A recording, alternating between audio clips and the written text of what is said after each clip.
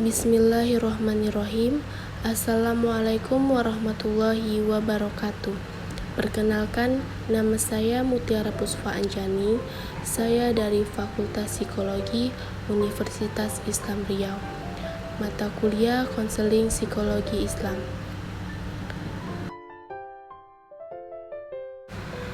Baiklah, di sini saya akan membahas tentang definisi konseling psikologi Islam. Berdasarkan literatur bahasa Arab, kata konseling disebut al-irsyad atau al-istisyarah, dan kata bimbingan disebut at-tauji. Dengan demikian, guidance and counseling dialihbahasakan menjadi at-tauji wa al-irsyad atau at-tauji wa al-istisyarah. Secara etimologi, kata irsyad berarti al-huda, adalah yang dalam bahasa Indonesia berarti petunjuk, sedangkan kata al-istisyarah berarti talaba min al-mansyurah atau an-nasihah. Dalam bahasa Indonesia berarti meminta nasihat atau konsultasi. Beberapa definisi tentang bimbingan konseling Islam. 1. Aunur Rahim Faqih. Istilah bimbingan Islami diartikan sebagai proses pemberian bantuan terhadap individu agar mampu hidup selaras dengan ketentuan dan petunjuk Allah, sehingga dapat mencapai kebahagiaan hidup di dunia dan akhirat. Yang kedua, Samsul Munir Amin dalam bukunya Bimbingan dan Konseling Islam. Menurutnya, bimbingan konseling Islam adalah suatu proses pemberian bantuan terarah, kontinu, dan sistematis kepada setiap individu agar ia dapat mengembangkan potensi atau menginternalisasikan nilai-nilai yang terkandung di dalam Al-Quran dan hadis.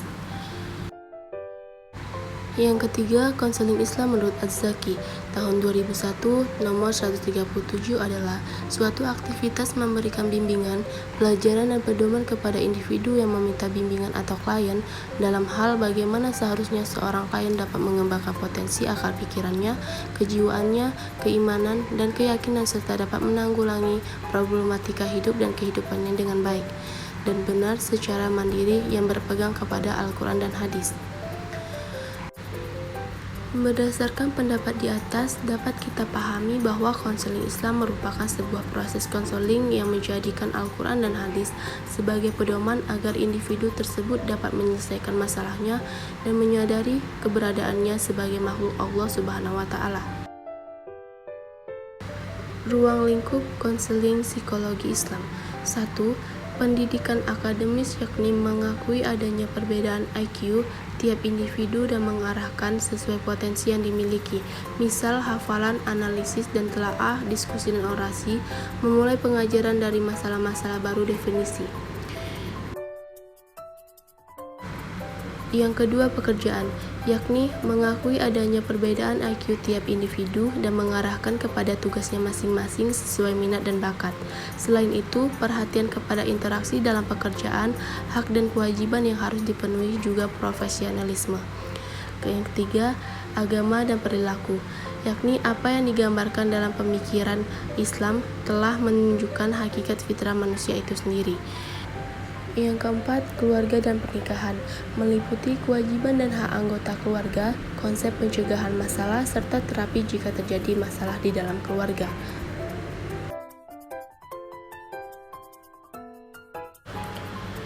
Sumber-sumber konseling psikologi Islam. Al-Quran dan hadis sebagai sumber ajaran Islam. Dengan demikian, pembahasan mengenai bimbingan dan konseling tentunya dari pendekatan agama.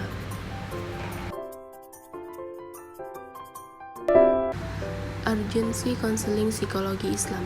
Urgensi bimbingan dan konseling Islam, yakni dibutuhkannya bimbingan, arahan atau nasihat yang diberikan oleh orang yang dianggap bijaksana atau ahli profesi maupun yang dianggap masyarakat yang mampu untuk membantu seseorang keluar atau menyelesaikan masalah dan memandirikan seseorang tersebut dari permasalahan atau problem yang dialami agar mencapai tujuan hidup serta kebahagiaan dunia akhirat. Sekian, terima kasih. Wassalamualaikum warahmatullahi wabarakatuh.